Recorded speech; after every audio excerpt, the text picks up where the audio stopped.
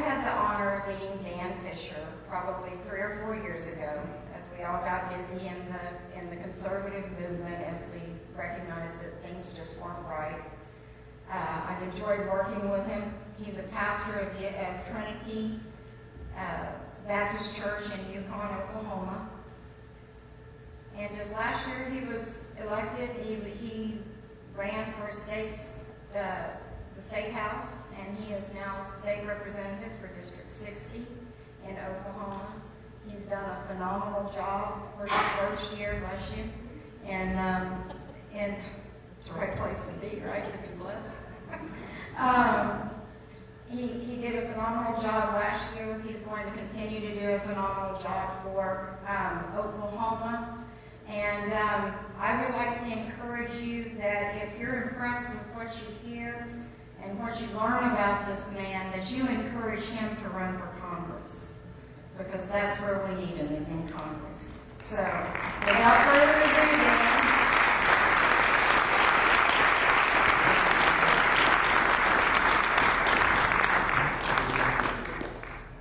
then, well, it is my honor to be with you tonight, and I want you to sit back and make yourself comfortable. I didn't really come to lecture as much as I came to just share with you. And for some reason, our remote is not reaching back to where the computer is, so I'm going to have someone back there at the back who's going to be advancing for me. And if we run into a snag, I'll just be verbally telling him when to advance. So I want to share with you tonight a number of things. I don't know if all of you know me, but I go around the country doing the Bringing Back the Black Robe Regiment presentation. In fact, that's where I'll be going in the morning. I'll be flying out at 6 a.m. I'm presenting it in Columbus, Ohio on Friday, and then I'm giving another talk the next morning there in the same conference. And then I'll be flying back, and then I'll be going to Arkansas to present it Sunday morning and Sunday night. So I will have to take out of here and go home so I can get everything packed and ready to go. But I am very committed to seeing America come back to its roots. I have very strong beliefs about the roots that we have as a nation, and I'm going to be sharing some of those things with you tonight. What I'm going to kind of do is blend a couple of talks together and just kind of talk with you and visit with you more than anything. But we're going to go ahead and use the PowerPoint simply because it helps to make the presentation work a little better, and you can actually see some of the quotes. I probably won't use all of the slides in this presentation, so we'll fast forward on some of it. But it is my pleasure to be here. I am convinced that America was birthed out of Christian principles. And I'm also convinced that if we do not get back to those principles, we're never going to be able to save America. America is in deep trouble. I would imagine that you agree with me, or you wouldn't be here and be a part of a 912 group or whatever other group you're a part of. When you do the history of our country, you find that the pastors played the leading role, and I didn't used to know that. And that's one of the big points of my presentation and the book that I've recently published, and it'll be released in September, but we have some pre-release copies with us tonight, and we'll talk about that at the end. But I'm convinced that it was the pastors. They made the difference. They were the ones who were standing in their pulpits preaching these biblical principles that ultimately helped them to rally their men and lead their men off to war. It was the pastors who first confronted the British at Lexington. Later on that afternoon at Concord, it was the pastors. It was the pastors who gathered their congregations together and lined the road that led back to Boston from Concord, today called Battle Road. It was pastors and their congregations who were sniping and picking off the British as they fought their way back to Boston. Probably would have not made it back had they not been reinforced with an additional 1,000 troops to get them back to Boston. It was the pastors. Over and over and over and over again, you see they were the key ones. And it all makes sense when you understand the influence they had on our founders. It would just make sense that the pastors were the leading ones. And they were called the Black Robe Regiment, of course, because the British so feared them and hated them. They referred to them as the Black Robe Regiment because these men every Sunday morning preached in black robes, and thus they were given that title, and ultimately it has become a title of honor and a badge of honor, and they wear it proudly then, and I wear it proudly today. I'm honored to be one of the leaders in that group. I'm a pastor. I've been preaching since I was 16. I've been the pastor of Trinity Baptist Church in Yukon, a church that runs somewhere in the summertime, probably 700, 800 to 1,000 in the fall.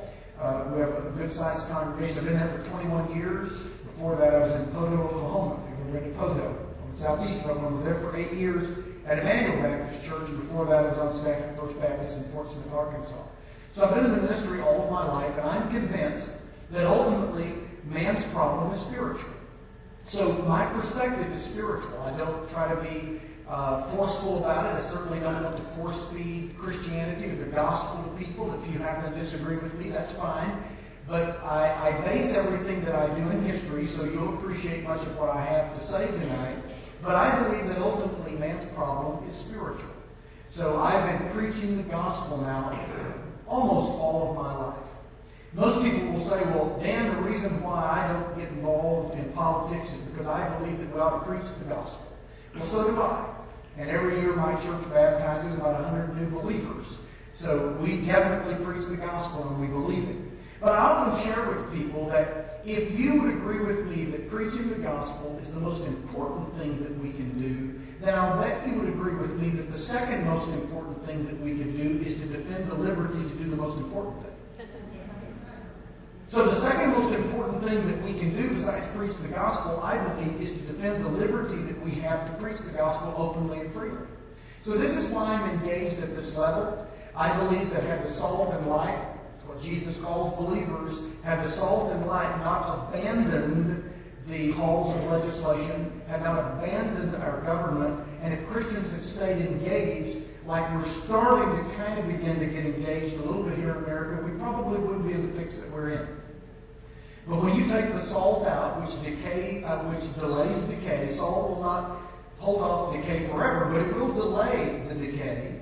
When you take the salt out and then you take the light out and then you have darkness ruling, it shouldn't surprise us that our government has become very God hostile, very hostile to the gospel, very hostile to religious freedoms, and to all of our liberties. So I'm going to be sharing with you tonight some things that I believe very strongly about what we can do to rein in an out-of-control federal government. We're facing today a behemoth in Washington, D.C. I know that you keep up with the news because that's inherently what you, who are part of 912 and other groups, do. But I know that you've heard that our president has decided that he's just not going to enforce all of what we call Obamacare. Now, I would be more than happy if he would enforce none of it, because I believe the whole thing is a mess to begin with. But I find it interesting that when he pushed and pushed and pushed to make it law, now that it is law, he's deciding to selectively determine on his own what parts of it he's going to promote. Now, when was the last time that the president had that kind of empirical power to just pick and choose the parts of the law that he is going to enforce and to just decide on his own? The law was passed by Congress, and now the president has the executive power to just decide what parts of it he's going to recognize. We have a major problem in America. So how do we rein in a government like that? And that's just one example.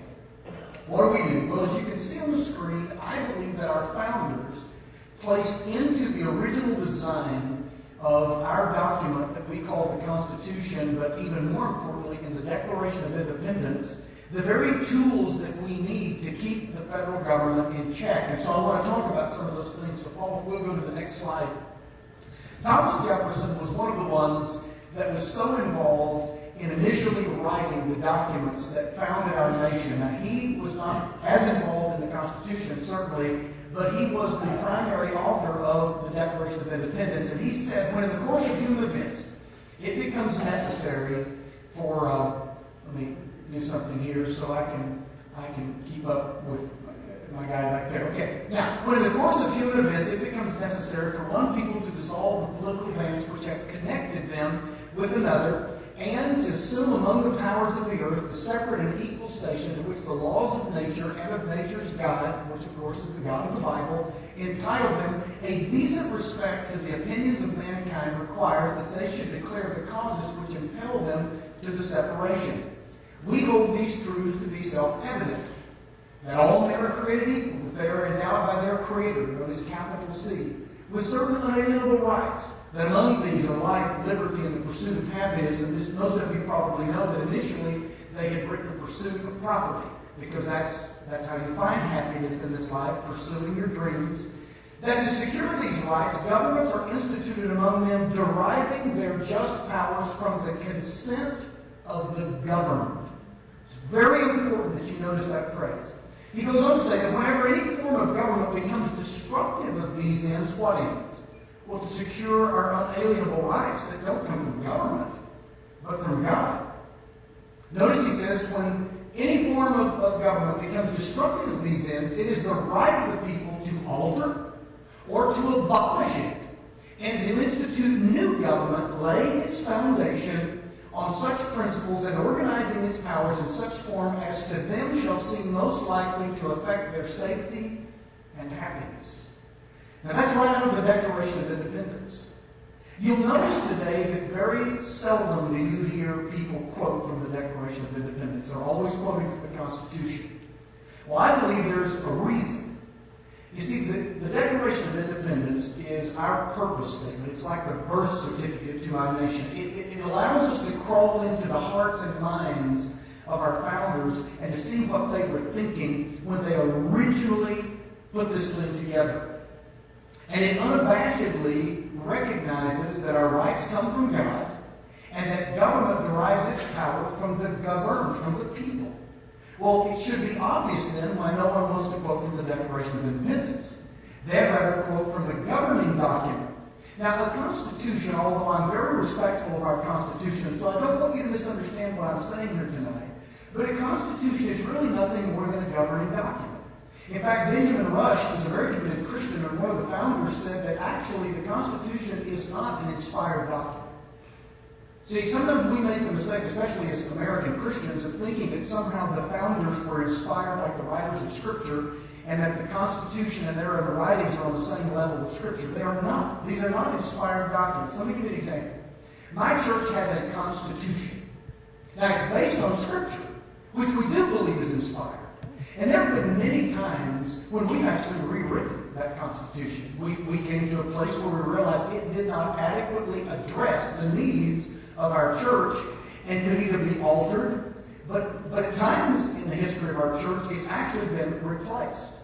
Now, I'm not suggesting that we call a convention and go fill out the Constitution or to start changing it. But what I am saying is that we need to understand that the Constitution is nothing more than a governing document that our founders came up with to enforce the principles that they laid down in the Declaration of Independence. It's very important that we understand that. Now, the picture you see here is of a preacher during the 18th century. His name is Samuel West. He was from Dartmouth, Massachusetts, and he preached a sermon in 1776 that gives you a little flavor of the belief of the founders. Listen to what he said. Now, by the way, he's preaching this to the Massachusetts House of Representatives. So all of the governors are there. The governor, what we call the lieutenant governor, the senators, the representatives, all the dignitaries are gathered together at the first of the legislative year, and they bring in a preacher, and he would get before them and warn them that they were going to have to answer to God for the way they governed. Can you imagine how things would be different if we would do that today? These were called election sermons. Now, I want you to listen to what he had to say to the legislators of Massachusetts. He says, it is an indispensable duty, my brethren, which we owe to God and to our country, to rouse up and bestir ourselves, and being animated with a noble zeal for the sacred cause of liberty, to defend our lives and fortunes to the shedding of the last drop of blood, the love of our country, the tender affection that we have for our wives and children, yea, everything that is dear and sacred, do now loudly call on us to use our best endeavors to save our country. We must turn our plowshares into swords and our pruning hooks into spears and learn the art of self-defense against our enemies. To be careless and remiss or to neglect the cause of our country will expose us to the displeasure of Almighty God. To save our country from the hands of our oppressors ought to be dearer to us than our lives, and next to the eternal salvation of our souls, the thing of greatest importance, a duty so sacred that it cannot be dispensed with for the sake of our secular concerns. He that is so lost to humanity as to be willing to sacrifice his country for the sake of avarice or ambition has arrived, I highest stage of wickedness that human nature is capable of, and deserves a much worse name than I, at present, care to give him. But I think I may with propriety say that such a person has forfeited his right to human society. Can you imagine preachers preaching like that today? Now that's the way the preachers preached. You see, they understood that there are times when a government is so out of control for him, i.e., the British Crown and Parliament, that you must stand up and defend liberty at whatever cost is necessary. Now, I don't know what cost is necessary for us today. I really don't. I guess only time will tell. But I do know this. If we stay on the course that we're on right now, we're going to lose everything. We're going to lose all of our liberty. We're going to lose the America that we've all grown up in and grown to love and appreciate. We're going to lose all of that. Now then, how did the founders put into our documents and into our form of government the fix, the tools? So if we'll go to the next slide here. The Federalist Papers deal with a lot of important things, and I want to quote to you from Federalist Paper number 45, and listen to what Madison had to say. He said, the powers delegated by the proposed Constitution to the federal government, and I want you to catch this, are few and defined. Those which are to remain in the state governments are numerous and indefinite. The former will be exercised principally on external objects as war, peace, negotiation, and foreign commerce, with which last the power of taxation will, for the most part, be connected. The powers reserved to the several states will extend to all the objects which, in the ordinary course of affairs, concern the lives, liberties, and properties of the people, and the internal order, improvement, and prosperity of the state. Now I want you to listen to what they're saying here. The federal or central government that they were founding would have very few and very specifically designed powers. And you'll actually find those in Article 1, Section 8 of the Constitution, that we call the enumerated powers. Those powers are very specific and very limited. If you look at what our government has been doing for the past many decades, they exceeded those enumerated powers long, long ago. They don't have the power to do what they're doing now. Our founders believed that it would be the state governments that would actually control the lives of people and all of the domestic issues, and basically the federal government that they were forming would control the foreign affairs, those issues that would happen outside of the country in protecting the states. And that's how they envisioned it. Now let's go forward. In the Declaration, notice that it says the powers not delegated to the United States by the Constitution nor prohibited by it to the states are reserved to the states respectively or to the people. That's, of course, the 9th and 10th Amendment of our Constitution. Ultimately, they believed that the states were to be the watchdog on this federal government. Now, they could have never envisioned such a massive federal government as the one that we have today.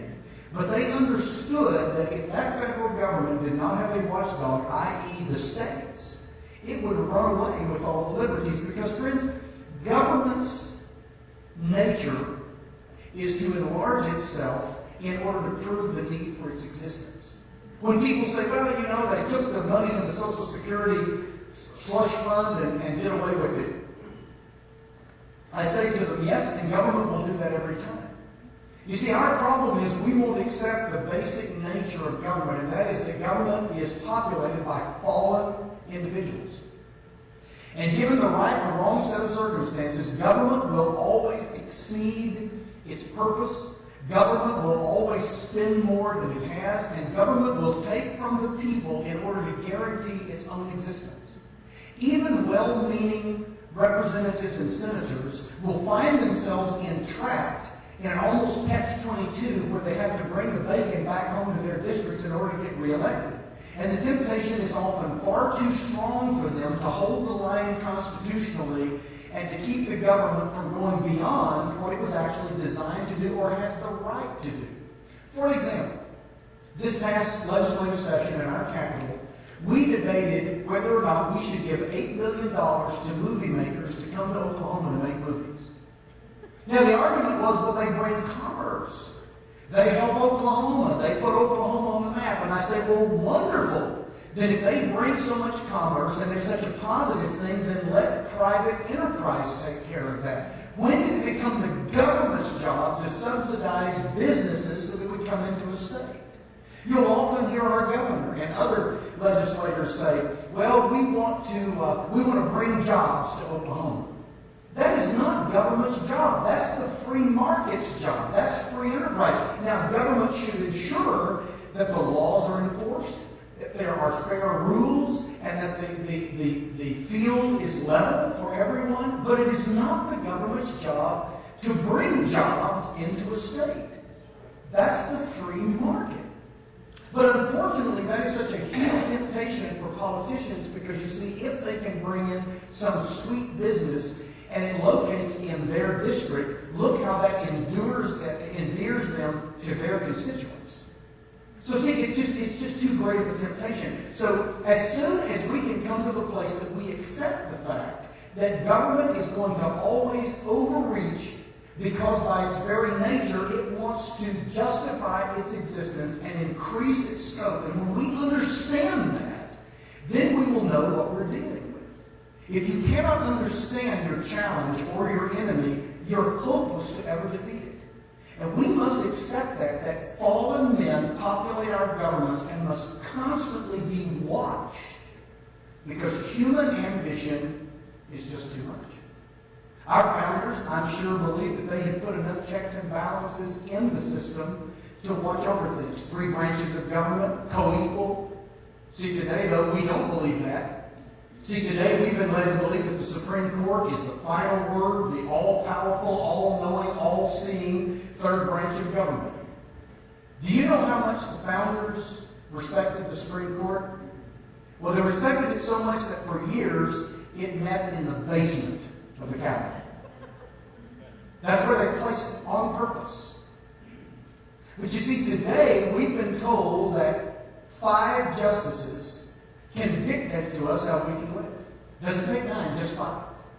Now, I would submit to you, if that's true, then why do we need the other 2 branches? Why do we need the executive branch? Why do we need the legislative branch? Why not just have 9 justices and they'll just make all the laws and tell us how we're supposed to live? Unfortunately, that's where we are. You see, our founders never envisioned that. They believed that the Supreme Court was only 1/3 of the government. Notice that when they finally make a decision, what do we call it? An opinion. We don't call it the law. They don't have the power, according to our Constitution, to make laws, and yet we look at their final opinions as law, therefore trumping the other 2 branches of government. Our founders never would have envisioned that. They feared it, some of them, but that's not what they had in mind. And then on top of that, they believed that the states would be the watchdog over this federal government. Now, Paul, if we can go through just a couple more slides here, just keep going. Right here. Right there, back up. All right. Notice what Thomas Jefferson said in 1791, February the 15th. I consider the foundation of the Constitution is laid on this ground, that all powers not delegated to the United States by the Constitution, no prohibited by it to the states, are reserved to the states or to the people. To take a single step beyond the boundaries thus specifically drawn around the powers of Congress is to take possession of a boundless field of power no longer susceptible of any definition. Notice what he's saying there. If you can go beyond the delegated powers in the Constitution, then the federal government cannot be stopped.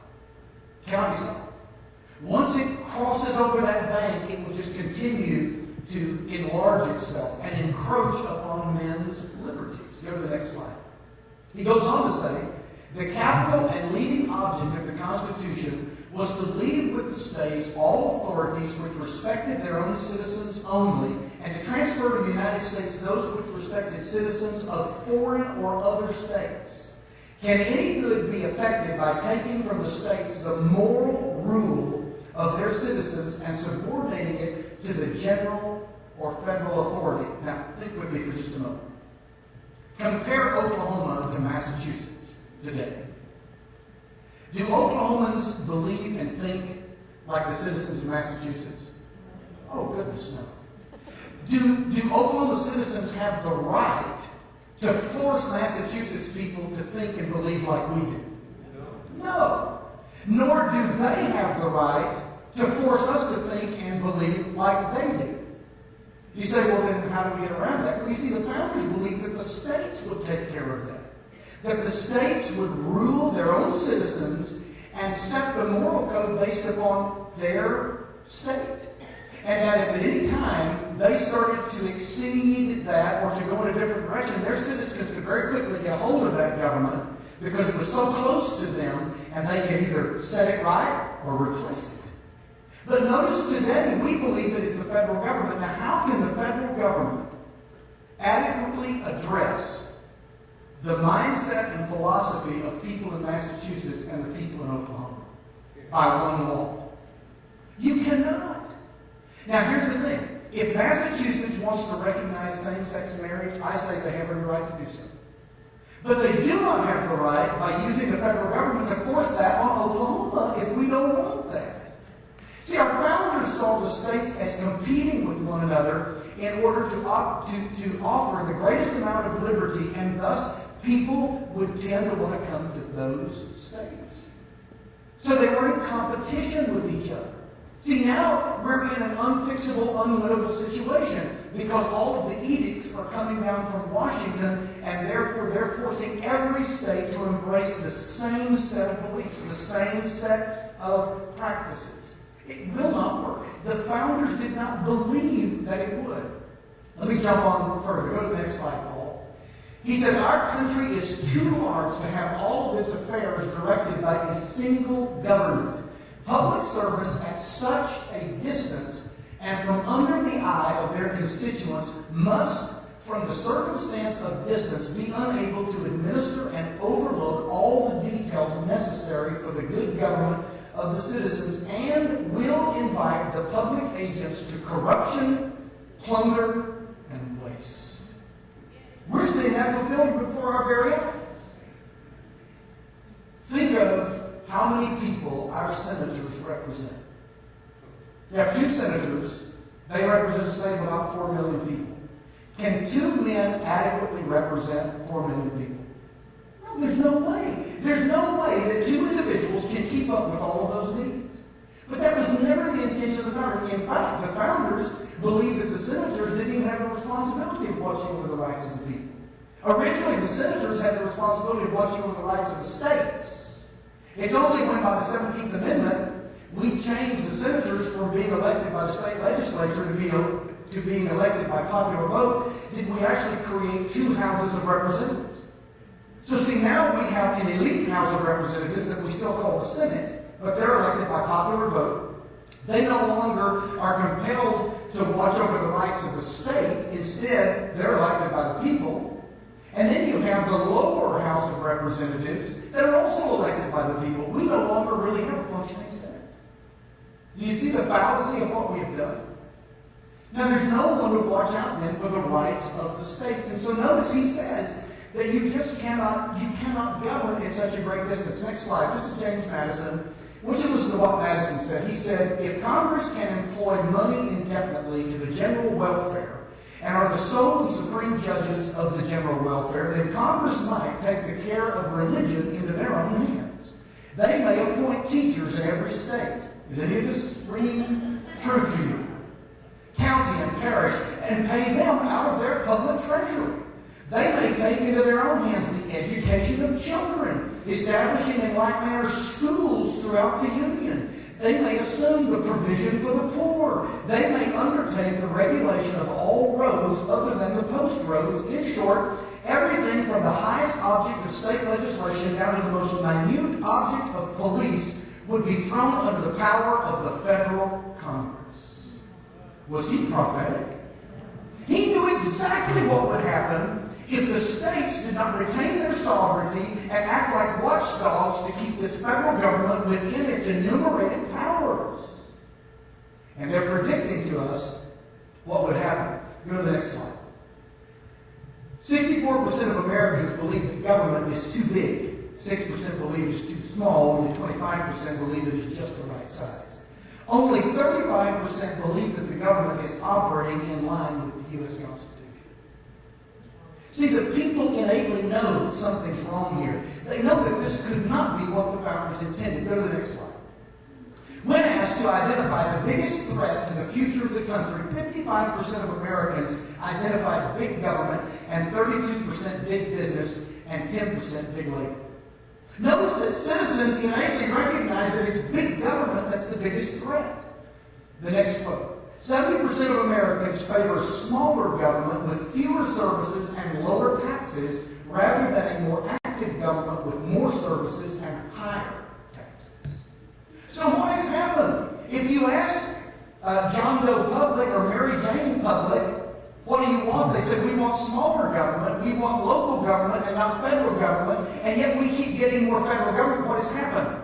The states have abdicated their authority and they've surrendered to the federal government. And so because of that, we have a system that will not operate the way it was originally designed. Go to the next slide. This is Hamilton Armstrong. He's a historian. And in writing about Hitler's Third Reich, I want you to listen to what he said in 1933. Federal Germany is gone.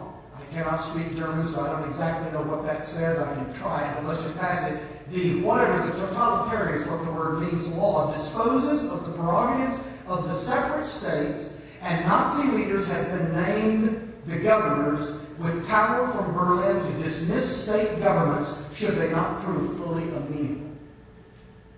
That's what was happening in Germany. Go to the next slide. This is Clarence Strike. Notice what he said in his book, Union Now with Britain, in 1941. One of Hitler's first acts was to abolish the German federal system, meaning state governments. Once he had removed the powerful brake which state rights provide, totalitarianism sped on. Now, I'm not trying to accuse anybody of being a Nazi. All I'm simply trying to tell you is that that's what you do when you want to subjugate a people. You take away their local control. Go to the next slide. So how did we get here? Well, just very quickly, in the last few moments, I want to talk about just a few things that I think have gotten us to this place. First of all, judicial tyranny. Let me give you an example. This is Douglas Souter, who was a previous Supreme Court justice, and I want you to listen to what he said about the founders who wrote the Declaration and the Constitution. He said the framers simply did not share a common understanding of the Establishment Clause, and at worst, that they, like other politicians, could raise constitutional ideals one day and turn their backs on them the next.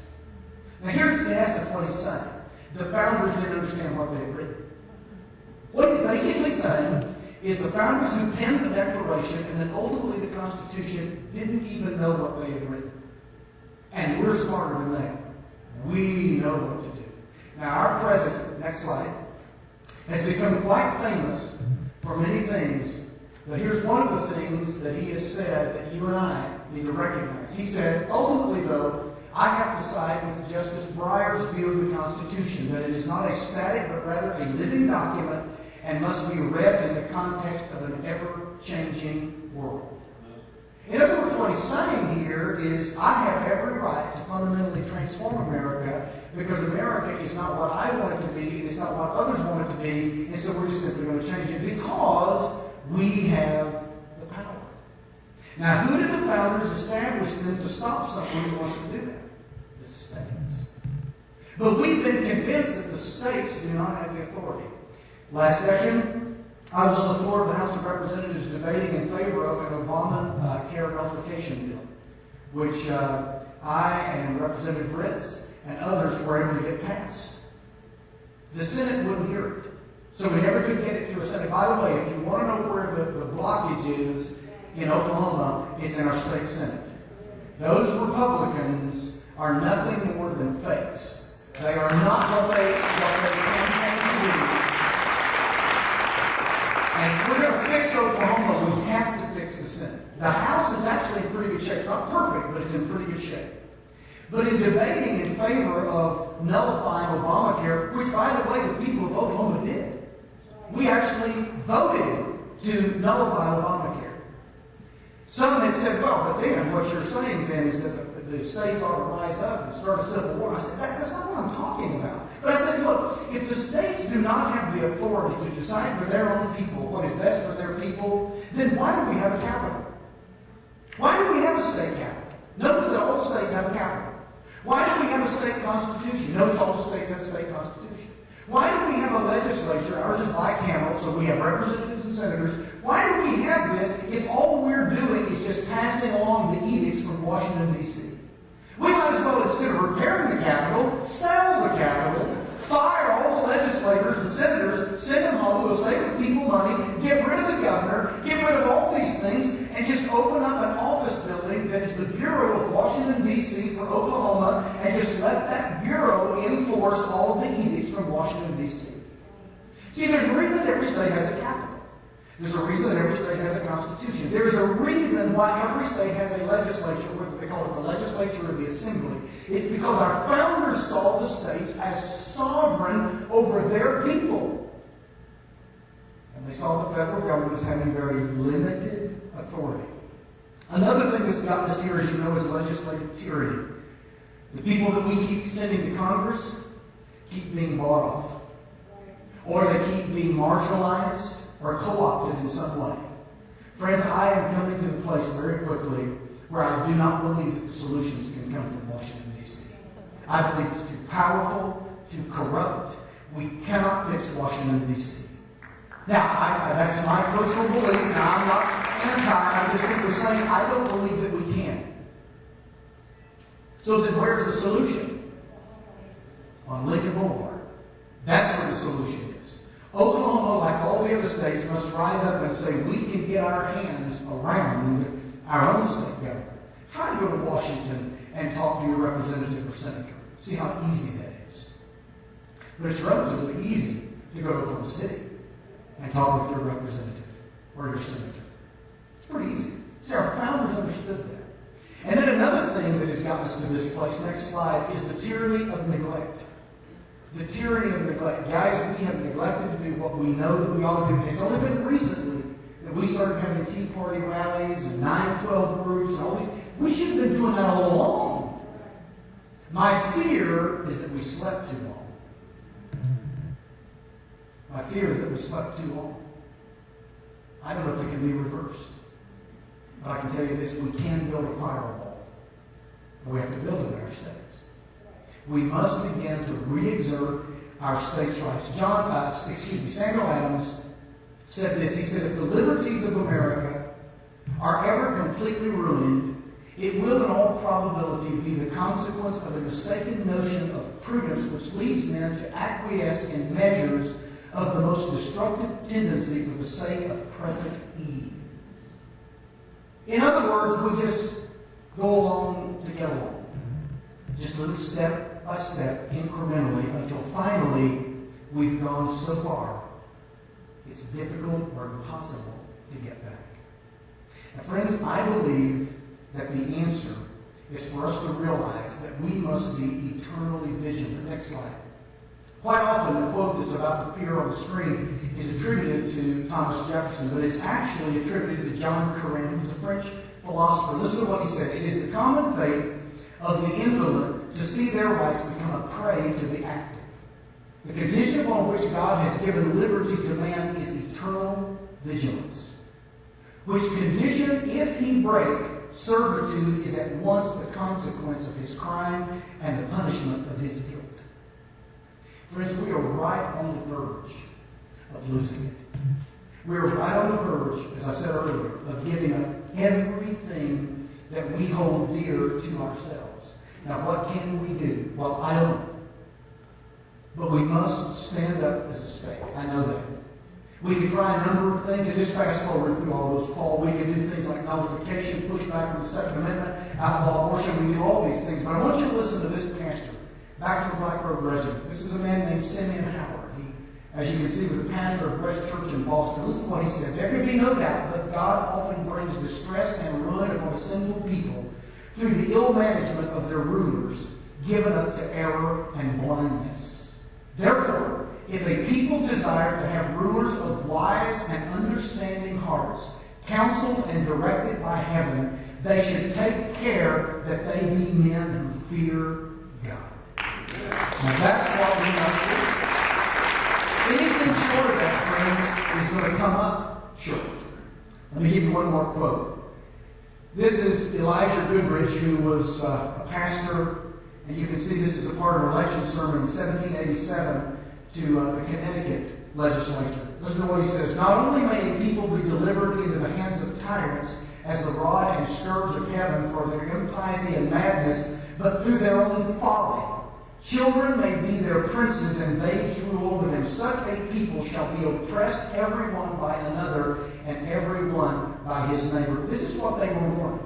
What they were warning is if we do not do what we know we ought to do, we will ultimately lose it all. Very quickly, this is Alice Baldwin, a historian from the early part of the 20th century. She says, no single idea was more fully stressed, no principle more often repeated through the first 60 years of the 18th century than that government must obey law, and that he who resisted one in authority who was violating that law was not himself a rebel, but a protector of the law.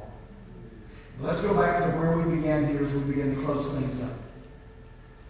Thomas Jefferson, in agreement with all the other early founders, said that if government begins to attack the unalienable rights of the people, it is the people's right, and I would add responsibility, to either alter or to abolish that form of government. This is what they had just done. They were just beginning that process when they issued that Declaration of Independence. Friends, we are at a pivotal moment in America. And if we do not, number one, get back to God, and number two, begin to exert our unalienable rights through our own state governments and begin to stand up to this out-of-control, runaway federal government and say, no, we're not going to do that. No, we're not going to do Obamacare. No, we're not going to let the NSA monitor all this stuff. No, we're going to cut the wire. No, we're not going to do this. No, we're not going to do that. And here's why. Because you don't have the authority to be doing that. If we don't begin to do that, we're going to find in just a few more years that we won't be able to do that. Now, that's where we are today. This is why I'm in the State House. I believe that our only hope is our own state governments and God. Short of a spiritual awakening in America, I think we're gone. But with believers beginning to stand up and engage and get involved, we may have a window of opportunity. But friends, if we do not move quickly, we will lose everything. We have a president, I mentioned it a while ago, thumbs his nose, and he's not the only one. Others before him have done the same thing. Just thumbs his nose at the law, at the Constitution, at the Declaration, at our unalienable rights. Doesn't matter to him. Jonathan Mayhew was a preacher in the days right before the War of Independence. Listen to what he said. He said, for a nation thus abused to arise unanimously and resist their prince, even to the dethroning him, is not criminal, but a reasonable way of vindicating their liberties and just rights. It is making use of the means and the only means which God has put into their power for mutual and self-defense. And it would be highly criminal in them not to make use of this means. It would be stupid, tameness, and unaccountable folly for whole nations to suffer one unreasonable, ambitious, and cruel man to wanton and riot in their misery. I was a preacher. Do you see why we want our War of Independence? We were led by men like that. So the pulpits, these pulpits have to come back alive. There has to be fire in these pulpits. And the man standing in this pulpit has to have a rigid backbone and boldness enough not to fear what men say about him and only fear God and only God. That's where it must begin. And if we don't have that, we will never be able to translate it to those in the seats. We will never be able to do what I'm talking about. But let me make this very, very clear. Although I'm not calling for an armed resistance and I'm not talking about some type of horrible overthrow of the government, these men who, like Robe Regiment, clearly taught that when government begins to abuse the rights of the people, It is the people's responsibility to do something about it. And if they don't, that is sin. It's time. It is past time for us to take a stand.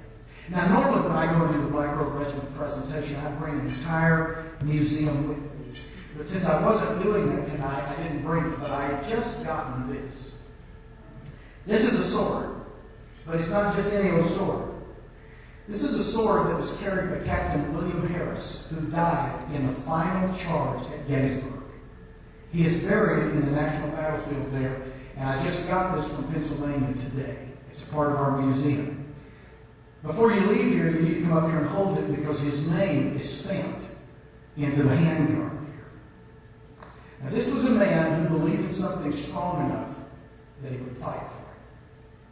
Something strong enough that he would die for it. Americans, for most of us, have not believed in something that strongly for a long, long time. It is time that we decide what is most important to us. Is what is most important to us our retirement checks, a bigger flat screen television, a newer car, a bigger house? Is that what's most important to us? Because, see, that's what we've been pursuing all these years, bigger churches. Pastors are no longer prophets, they're spiritual CEOs that are hired to grow the church. We're we prophets, prophets of God. I see my good friend Bruce right there. I know he believes it. Friends, we must decide what we're willing to live for, and we must decide what we're willing to die for. Now, I'm not calling for armed resistance, so please don't walk out of here thinking that I'm calling for another war between the states. But I'm telling you, friends, if we do not begin to stand up and say no, and strengthen those who do, and help those who do, and if you don't start running for office, and you say, well, I'm just not cut out for that, and if you don't start supporting those who will, we're never going to win this thing. We are in for tough times, and it's going to call for strong, strong people. So before you leave here tonight, even though I only brought this because we unpacked it on the way up here, but I wanted you to see it. So you need to come handle this here.